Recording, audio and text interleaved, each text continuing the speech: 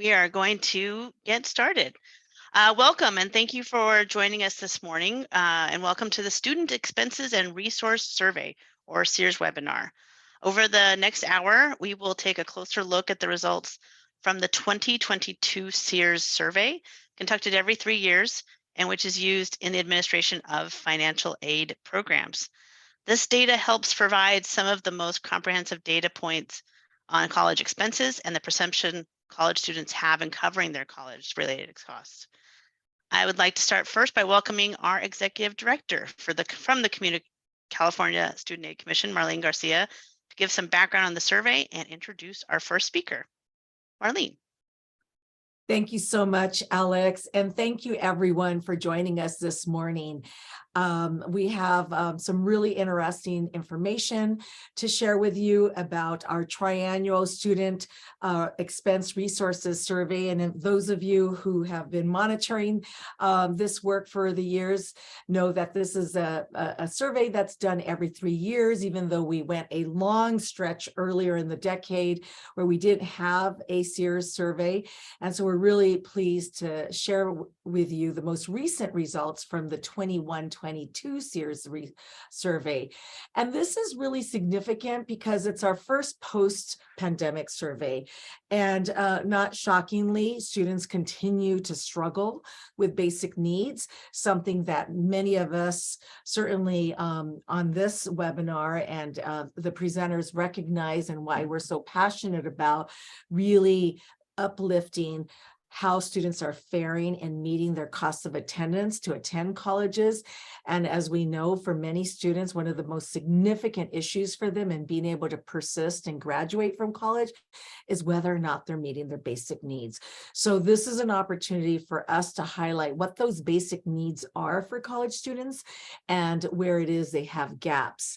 We have a great panel of experts who are going to present the data, and then we're going to be followed with experts who are in the field, who are living this and experiencing this by working with students daily, or students themselves, and what their personal experience has been and how they manage their costs for attending college. So I'm really excited about this discussion, and I thank you for joining us today. So I'd now like to turn and introduce Patrick Perry, who is the Director of Research and Data Analysis for the California Student Aid Commission. He will be providing us the overview of what we learned for this year's SEARS study, and will be taking us deeper into the data and sharing with us the golden nuggets, if you will, of what is significant in this year's report. So Patrick, take it away.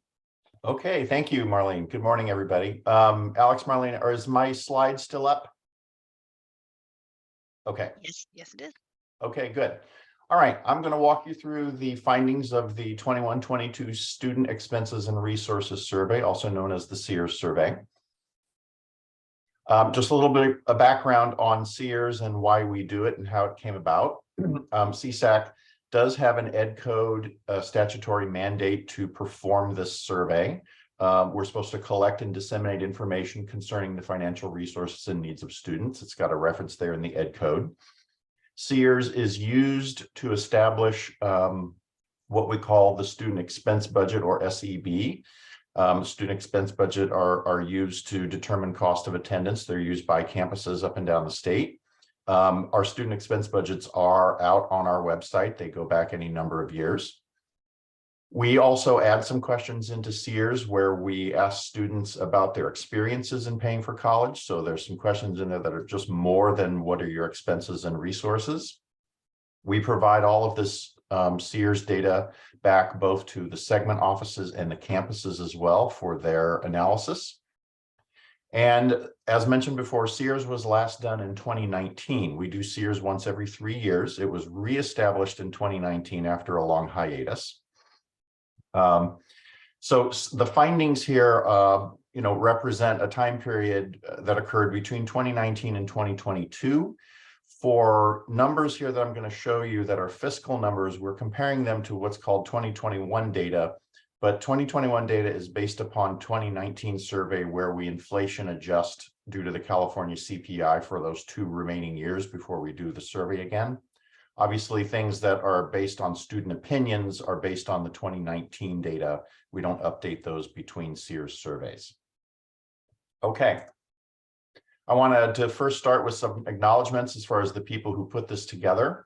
Folks at CSAC, my staff, invaluable, Jessica Moldoff and Ryan Fuller, who administer the survey online and using SurveyMonkey, and Lindsay Fox from Mathematica, who did a lot of the survey weighting and the very technical stuff that goes from getting all of these responses into a data file that is used to create all these numbers. And obviously all the participating parties and entities, the SEARS Advisory Committee, who advises us on putting together the SEARS and what questions are going to be added to it. And obviously the participating institutions in higher ed, of which there are many. So thank you to everybody.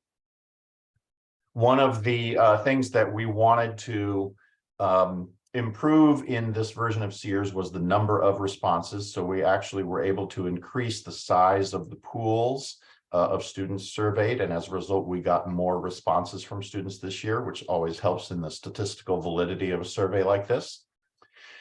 This time around, we got almost 24,000 student responses from SEARS across all of the segments. This was compared to 18,000 in 2018-19.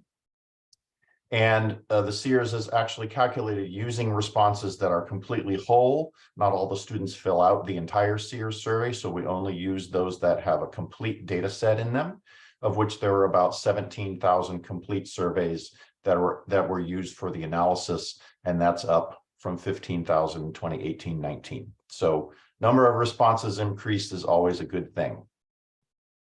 The result of this, the primary result of all this, is what we call the student expenses budget.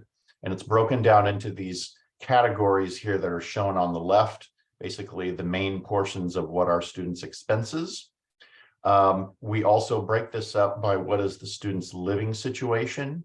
3 types of living situations. I live with my parents, I live on campus, generally in a dormitory, or I live independently in an off-campus housing situation.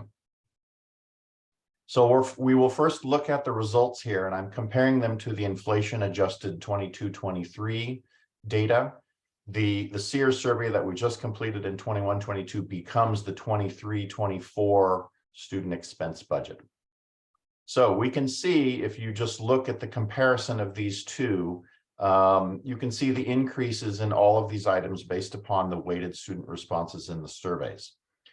For students who are living with their parents, we actually combine the food and housing costs together.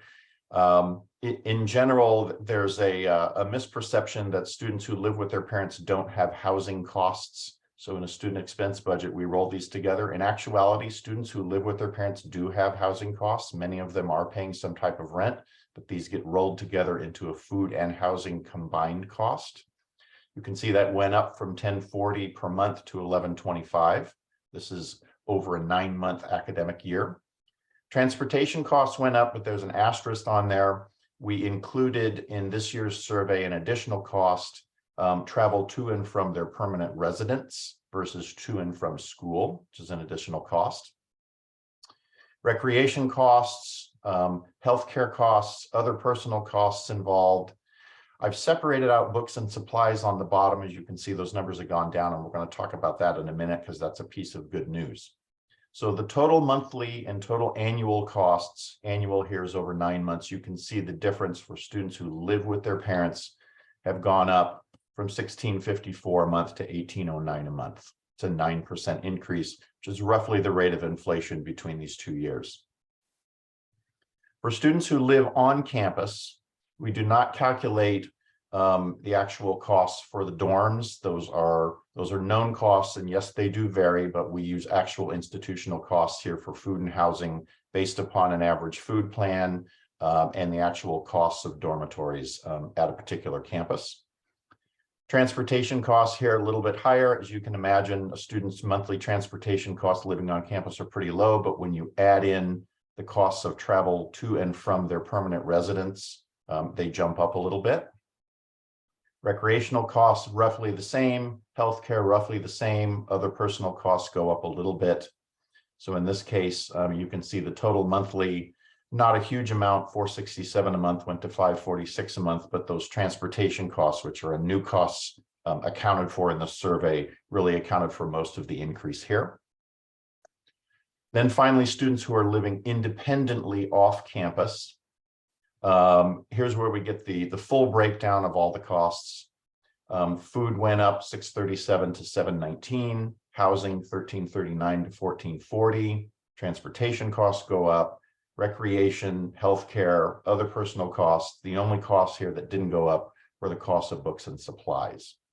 So you can see total monthly here for students living independently off campus, $26.44 a month to $29.51 a month.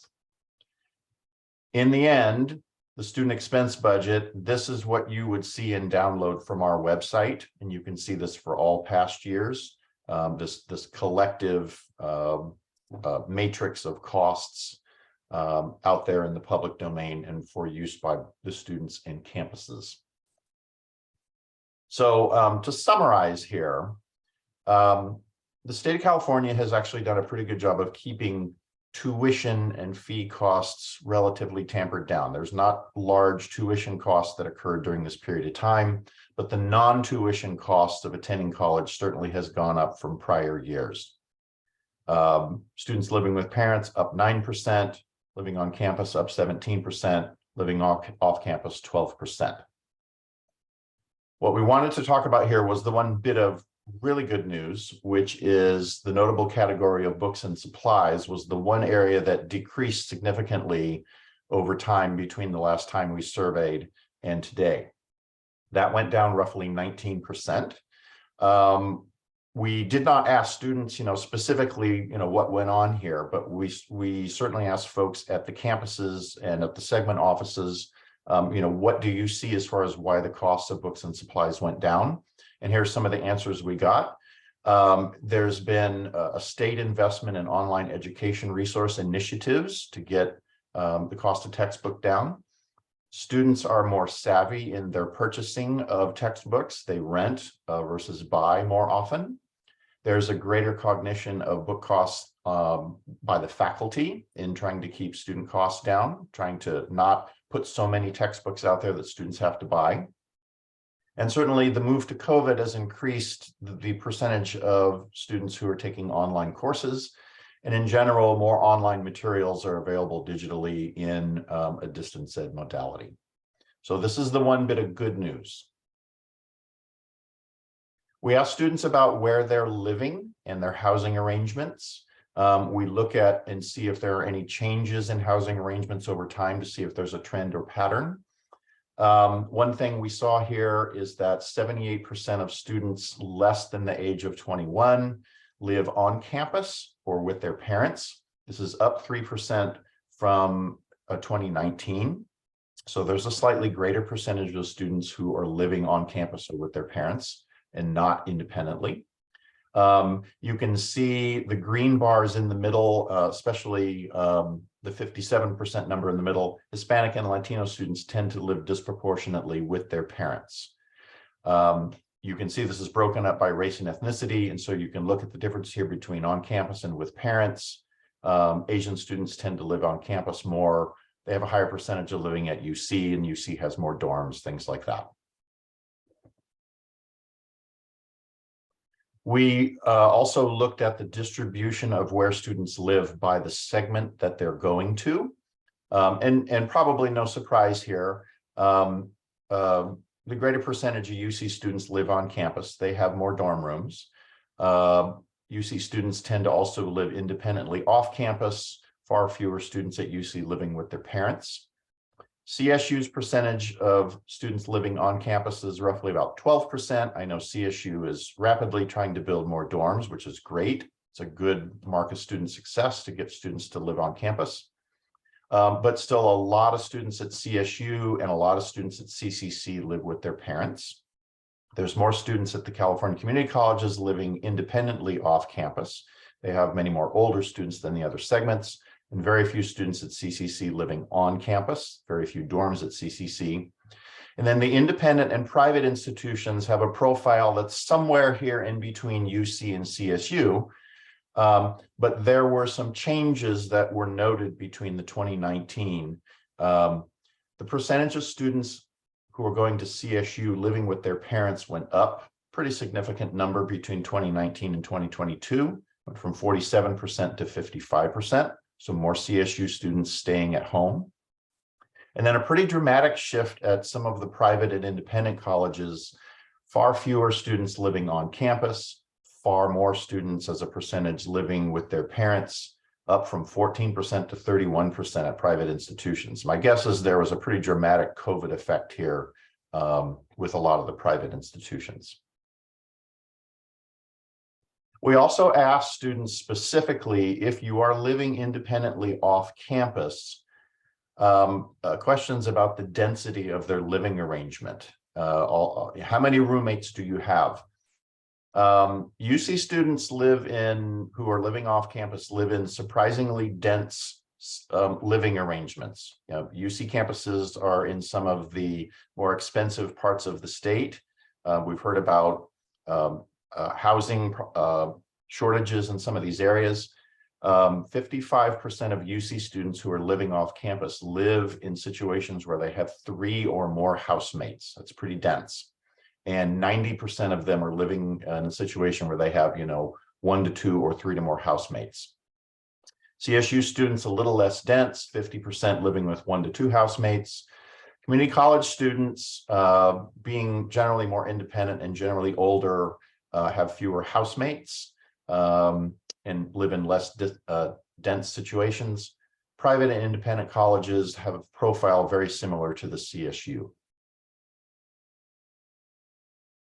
We asked students about their perceptions of having enough resources to pay for both tuition and fees and some of their basic needs. And while, like I mentioned before, the state has, state of California has the lowest tuition and fees in the nation. We've done a good job of keeping tuition and fee costs down for the most part. But yet when you talk about students and their perceptions of ability to pay, it's tuition and fees where they're saying, I don't have enough resources to pay this, when the cost structure of basic needs, housing and utilities, is the ones that going up at a rate faster than the rate of tuition and fees. So these are kind of reversed, I think, to the actuality of the situation, but this is a student perception. Some of this may come down to the fact that students, they have to pay for their basic needs first. No matter what, we have to pay for our housing and our utilities and things like that. And the amount of money they get, they have left over after that becomes thinner and thinner. And that is the available funds left to pay for tuition and fees. And maybe that's why they think they have a perception of inability to pay for that as much. We also look at some of the geographic differences specifically about housing. We know California has a pretty wide range of housing costs. Students who are living in Fresno and Merced counties have the lowest housing costs in the state, and this is across all the segments. They're paying roughly $800 a month in these particular areas. The other end of the spectrum, students who live in San Francisco and San Mateo counties, paying roughly $1,300 a month. We also look at some breakdowns here by student demographic, older students versus younger students. Obviously, younger students here are going to be the pool of students who are roughly getting out of high school and going to college within the first few years. Older students are students who are returning, also probably more likely to go to community colleges. And we look at the differences in total costs that they've faced both between the last year and the current year, and you can see both of them have gone up. But also, what's the difference between the two groups, and is this getting wider? And in this case, older students, the costs for older students are going up. They went up at a rate, an amount greater than previously. Older students in 2021, the difference between older and younger was $957. It's now $1,145. So some of their costs went up at a greater amount. We also look at students who don't have dependents versus students who have dependents. And certainly students with dependents have some of the highest costs of going to school out of any group of students going to school. Their costs are now almost $3,400 a month, But in this case, the difference actually got less between the students with dependents and the students with no dependents. Some of this is because just the costs for students with no dependents went up at a rate faster over the past year. Finally, one of the most rich and robust things that comes from SEARS is we just have an open dialogue box where students can put anything they want. And we literally culled thousands and thousands of individual student quotes and thoughts. Going through them really gave you a good feel of what's going on, what students have to deal with. Some of them are pretty amazing, that students are still forging ahead with school with some of the difficulties that they have in life. And obviously the student panel we're going to have next will provide some more detail on that. But here's a few quotes that we pulled out that are very indicative. A community college student saying, "I'm making it, but I work 3 jobs and can only afford to go to school part-time." So you got the classic time work crunch. "Even during times when I've been working, I would never be able to afford to live in my college city without financial support of parents." This is a CSU student. And a junior at UC said, "A lot of us are caught in the catch-22. We need a job to cover tuition and rent. We don't get assistance from grants, so we have to work. But as a result, we can work no more than 20 hours a week. We have to pick up multiple jobs, and then as a result, we fall behind in our schoolwork." And then another UC student, "With increasing costs of attending a 4-year or any institution of higher learning, it appears to be less accessible to both low and lower middle class families." I'll leave you with the word cloud from all of these student responses from SEARS. You can see here the things that they were stating the most and some of the words that they were using the most. And with that, I'll go ahead and turn it back to Marlene.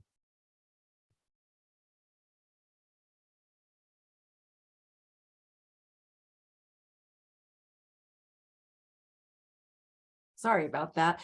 And I actually am going to turn it over to Alex, who I believe is going to be moderating our next panel. But first, let me thank you, Patrick, for sharing this information. And what I will note about this survey, students added so much information that was qualitative, not just quantitative, that it really gave us a flavor for what they're experiencing this last couple of years. And so it's really been helpful for us to think about, to sit with, and to really think about how we can be in the best position possible to help students with their college affordability costs.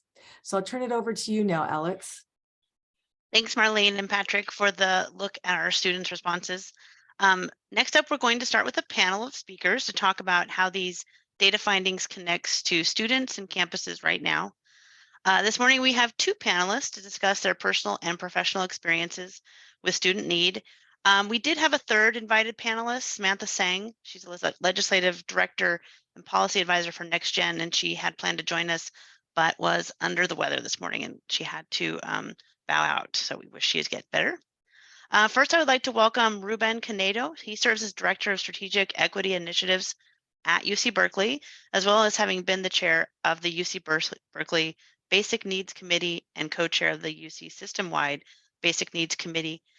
Beyond the work they are doing with the UC system, they are the co-founder and facilitator of the California Higher Education Basic Needs Alliance, or CHEBNA, that unites and coordinates basic needs efforts across all campuses and statewide offices of California's public higher education segments. And second, we have Heather Brandt. Heather is a working student parent and mother of 3, serving as the student chancellor at City College of San Francisco, as well as the Region 3 delegate on behalf of City College within the Student Senate for California Community Colleges. Within this, she is involved in advocacy both at the local and state level with regard to obtaining transit passes for all California college students, preservation of classes and programs that promote community and support within higher education for students with dependents. And she's also written grants to seek funding for her college to extend on-campus childcare, ensuring parenting students will have equal access to opportunity within higher education, and went on to create City College's Parenting Pathway Program. So welcome, Heather and Ruben, And thank you both for joining us and being here. And we are going to jump into some questions. After listening to some of the data points that Patrick shared and the findings that were just listened to, what are some of your takeaways? We're going to start with Ruben. As someone who works with students each day and can see firsthand their struggles to have their basic needs met, is this what you are seeing happening on campuses today? Yeah, first and foremost, thank you all so much for this invitation. Thank you so much for the continued commitment from the CSAC community, because I know it takes a lot of people to do this phenomenal work. So really celebrating everybody that continues to contribute in these ways. I think what's coming up for me right now, y'all, is a couple of things. Number one is how absolutely essential it is to have data in this conversation, and that we invest in data, because data is a language that is absolutely essential for so many different conversations. Data is essential for policy, data is essential for budget conversations, data is essential for us to lift conversations around belonging and equity and justice. And when we look at the data, making sure that the people that are putting the instruments together, the analysis together, and the materials together have a commitment to belonging, equity, and justice, because we can't forget that historically data has been weaponized against our communities. So there is some trauma that exists in our communities with regards to data, but data is a tool. And we need to have folks like CSAC and other leaders in this field continue to invest in the data to put materials like this together. So I want to start with that gratitude and with that energizing, that the better data that we have centered in our values, the much better that we can organize, the much better that we can advocate to move in those directions. I think second, what comes to mind is, yeah, absolutely. These numbers are numbers that are consistent with a lot of the conversations. My specific location within higher ed is in the equity support services side, in particular in the basic needs spaces. So we don't necessarily hold space for the students that are experiencing many of these averages. For us, the students that are coming to our basic needs center are experiencing much more significant challenges, contextualized in that when you say $1,300, $1,300 doesn't mean the same thing for all students at all times. $1,300 depends on what resources, what privileges, what accessibility do you have in order to put $1,300 together. So that's one of the things that I wanted to lift in this conversation, is that the numbers don't mean the same thing for all students at all times. So how essential it is that the numbers are able to tell the stories of those. Like, what would it look like for us to do some data mining additional to this and look at the students that are struggling the most, and what are the numbers for them versus the numbers of the general population? What are the gaps and what are the implications for conversations? The last thing to share, and passing back the mic, is how does this then influence the key areas that shape resourcing students? So when we know that these are the numbers, and we need to have numbers on a consistent basis, because the market is changing so much that the way that we create these numbers and financial aid packages often don't keep up with how fast the market changes.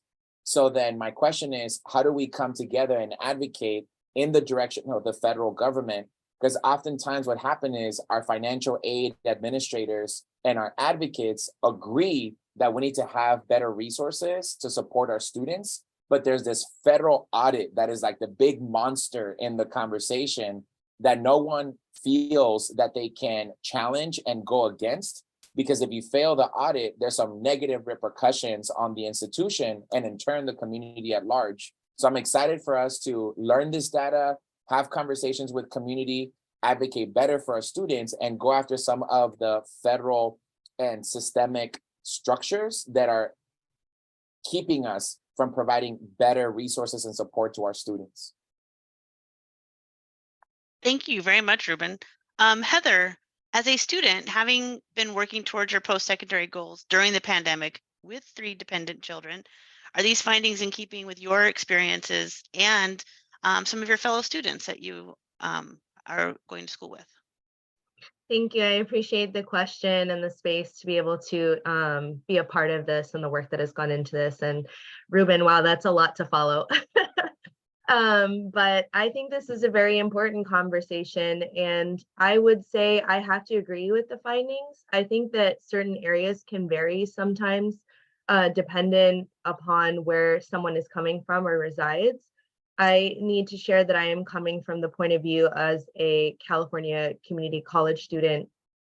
And the school at which I attend currently offers free tuition for students that are a resident of the city in which the school is, which is San Francisco district.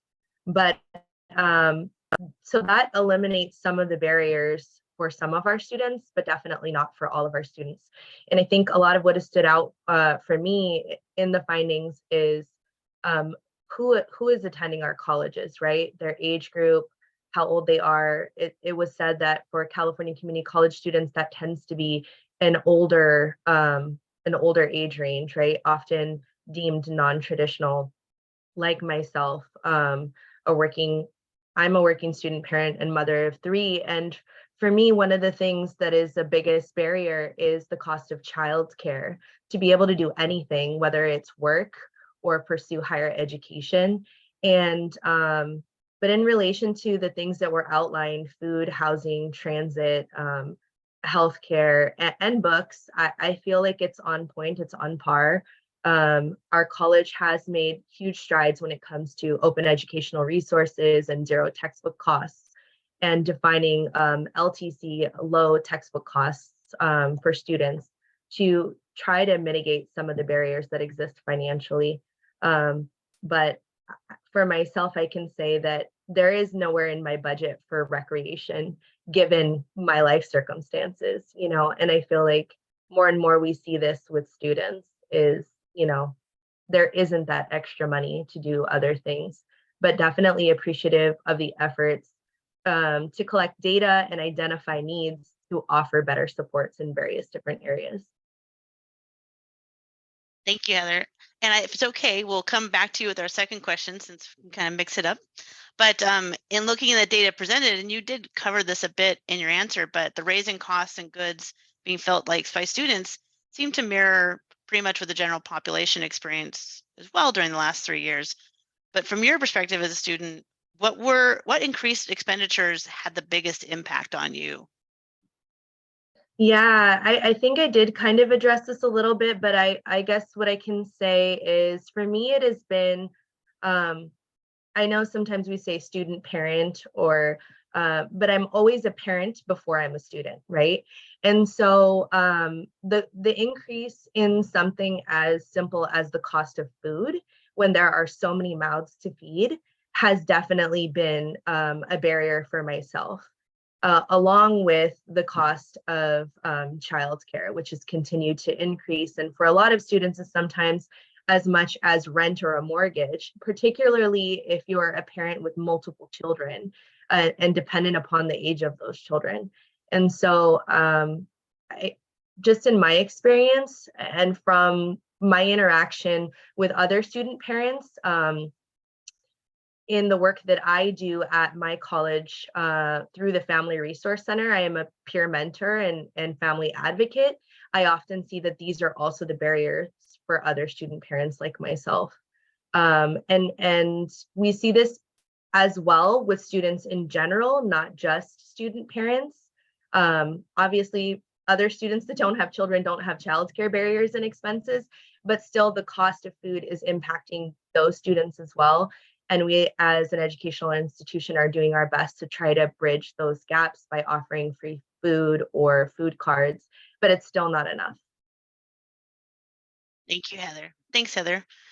Ruben, the survey showed the gaps in affordability between different demographic groups persist, and really having no one size fits all solution.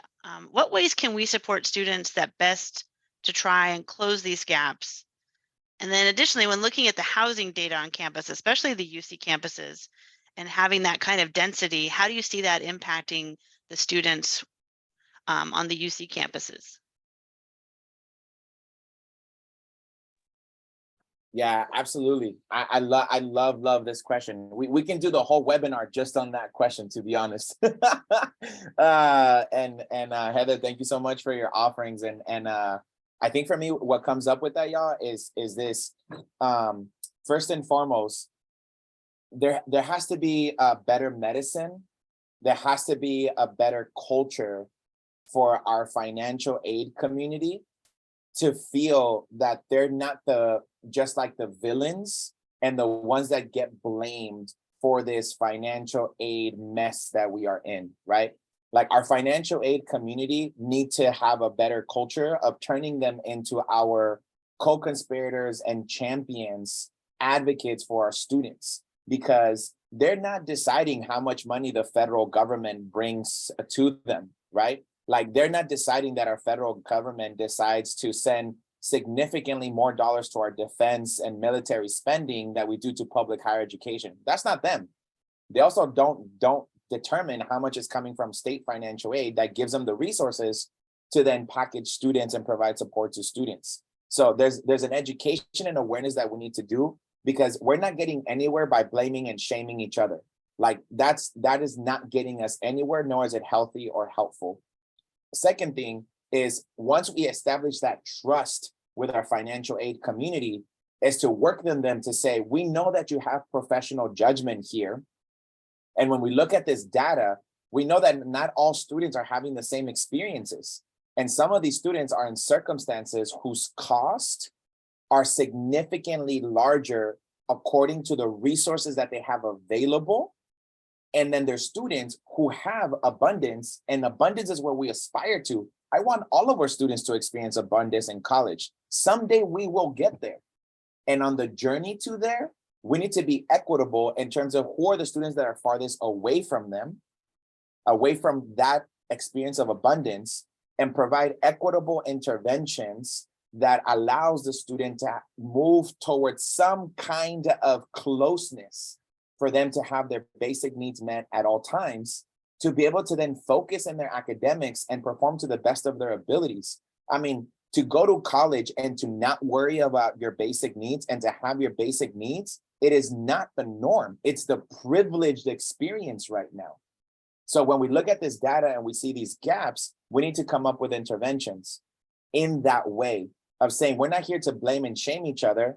We're here to maximize what we can do about this and use data-informed interventions to make sure that we are addressing the needs of those who are farthest away from that experience of abundance.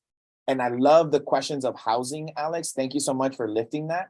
I just want to share a major shout out for the folks who are listening live and folks who are going to listen after the fact, especially all of our staffers that have been major champions of housing justice efforts in California, because it's absolutely ridiculous what has become of our housing experience in California.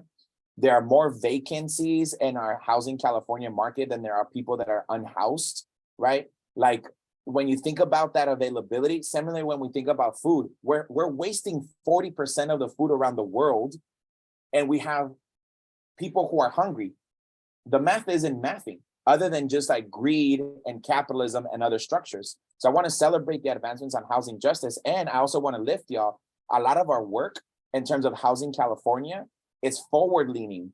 It's building new housing. It's refurbishing housing. It's converting locations into housing.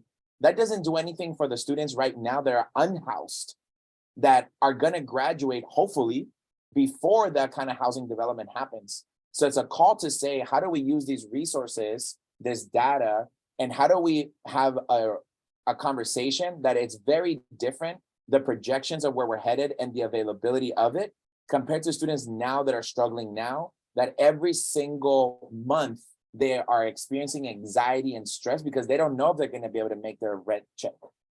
And the students who don't have rent to pay because they're unhoused. So I think those conversations are ones that we're really excited to have this data better informed and call us into how do we create interventions that are data informed and committed to equitable interventions, because we're not all experiencing the same thing at all times. And I don't want us to fall into the false narrative that all of our students in Fresno are taken care of because it's cheaper over there. And that all of our students in San Francisco are struggling because it's more expensive over there. That's what I mean by like equity.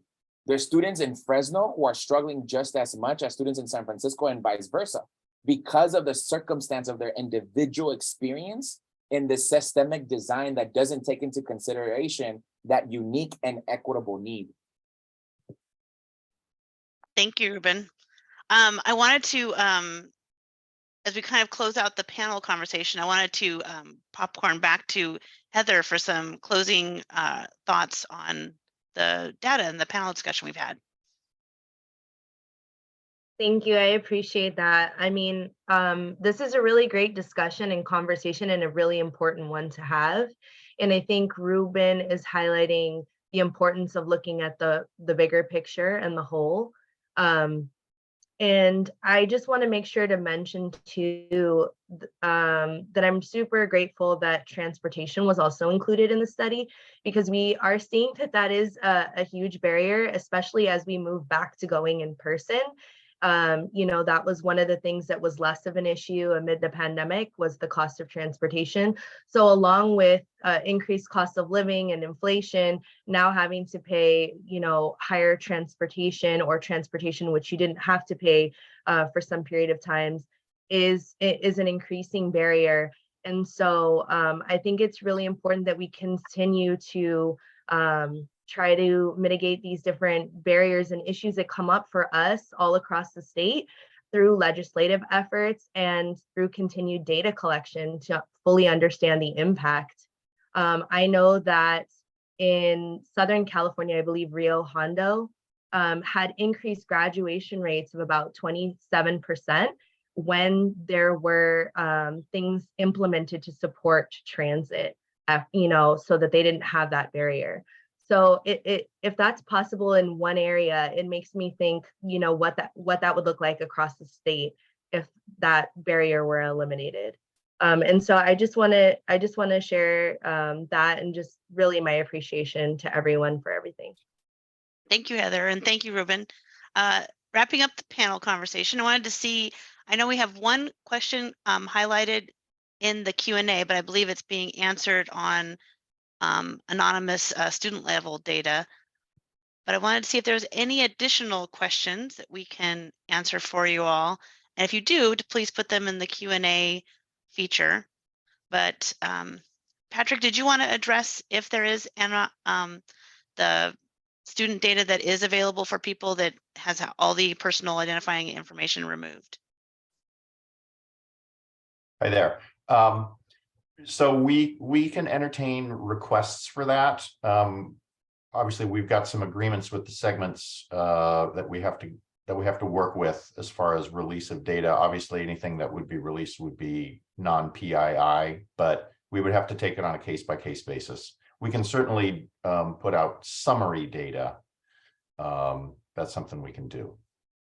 So if somebody has a specific request for data to be extracted from this, we could entertain that. Oh, great, thank you.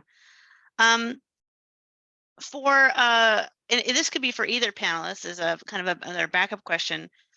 What demographics experience the biggest impact, and do we know why? Ruben, sorry, I was just going to say, Ruben, did you want to go first? Because I know I spoke last. Yeah. So I think immediately, y'all, the folks that come to mind is I think about our undocumented students and our undocumented students that are in different immigration contexts that allow them different access to resources. I think about our disabled students who have different access, different needs, different mobilities that have additional costs to their experience. I think about our parenting students, which we have been naming in this conversation, obviously. And then I also think about our system impacted students, in particular, like our formerly incarcerated students that are navigating a lot of the cultural, but also policy landscapes that are not centered in meeting their basic needs at some of the populations. And then, of course, if you have intersectional identities across those compound for your experience. And that's to say, in addition to the fact that we've been talking about our low-income students, our first-gen students, our transfer students, right? So on and so forth. So I'm just naming those because when we think about who are folks who are having compound experiences in addition to the call for equity because of those are some of the populations. And for those of us that are in this work, we know that historically we have done work for our current and former foster youth. So that's another population to be mindful of that historically is named.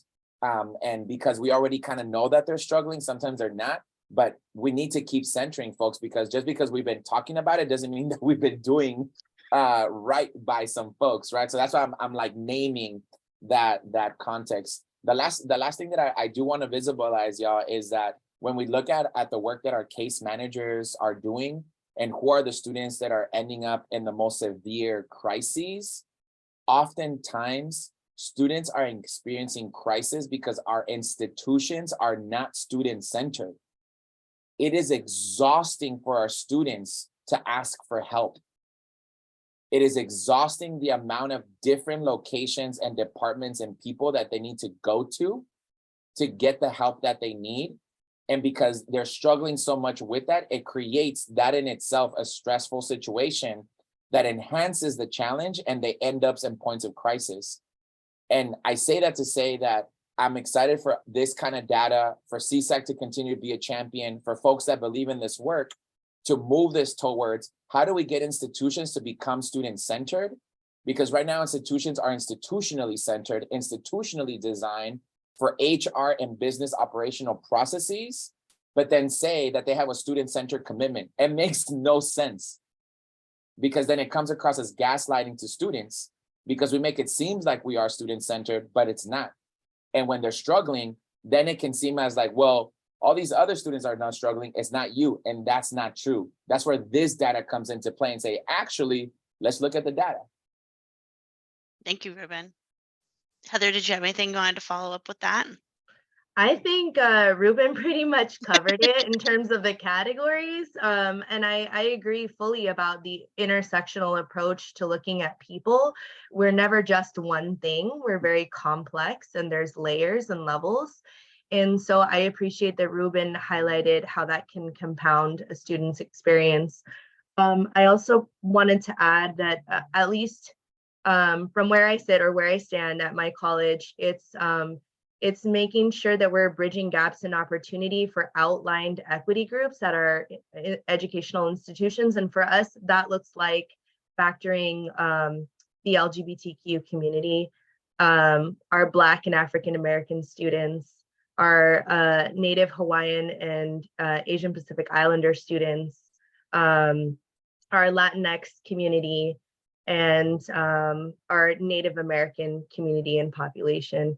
And I think we can see who's at the college and who's not at the college. And then the data also helps us in understanding, how long it's taking students from each of these backgrounds to get through college, right?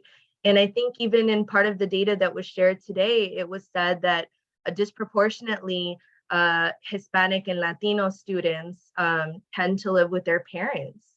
And I think we need to really ask ourselves why. We need to be asking ourselves why these things exist for certain parts of our community, or and not all, and that'll help us bridge those gaps and those disparities. Thank you, Heather. And thank you so much to both of you and the great questions. The webinar recording will be made available shortly and posted on the commission page. And I believe our outreach and marketing department is going to drop a link into the chat that will show the full report. So you'll be able to see it and download it and use it.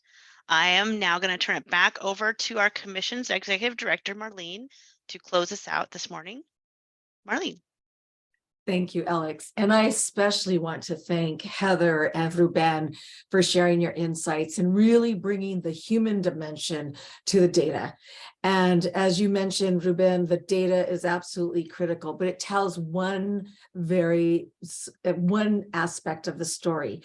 And for SEARS, SEARS is a starting point. to look at data that was collected from students attending all the segments. But we know that in many ways, it raises more questions than it answers. And so we have a commitment to try to dig deeper into some of these areas to understand why transportation costs grew at such a fast clip, why so many students are having to live in more dense environments. And we can surmise what that probably means. But when you start to really dig deeper into understanding those issues, then you're better positioned to find those solutions.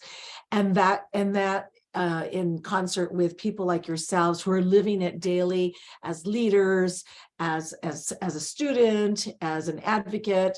It's so important for us to bring these various insights together.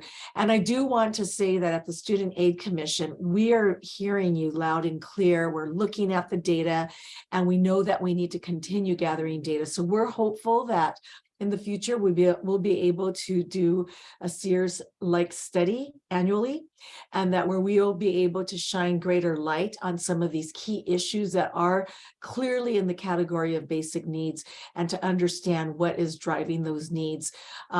There's only so much we can do about inflation. There's only so much we can do about the housing market and about the increase in food costs. But there are things we can do to help students better leverage, systemically better leverage the opportunities that are out there. And so I think a lot of this work and this conversation has led to really serious and robust conversations about how to make it easier for college students to access CalFresh.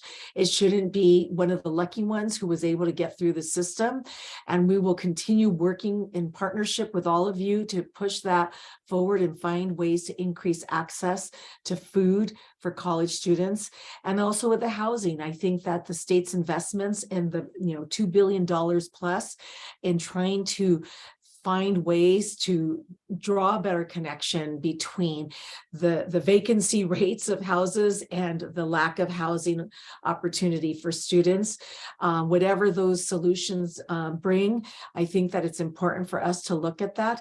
But I also think that it's important for us as leaders to connect the dots for students so that they don't have to work so hard to find these various pots of resources that can help them.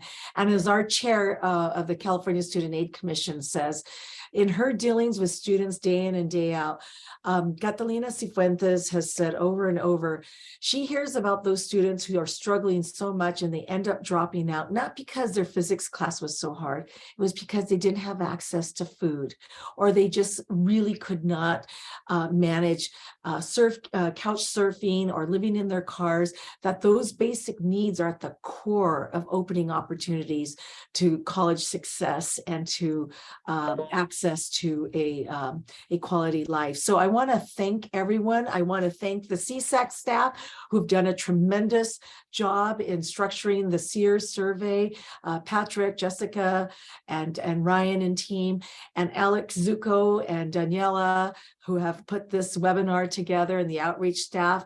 And I also want to thank College Futures, who helped underwrite part of the costs to again conduct this SEARS survey. So we will continue collecting data. We will continue working from a place of knowledge, but also we want to bring in the human dimension, because the data is a starting point for the analysis, but it's real people and real experiences that are going to shape the real solutions. So I want to thank everyone for joining us today, and we look forward to more of these discussions going forward.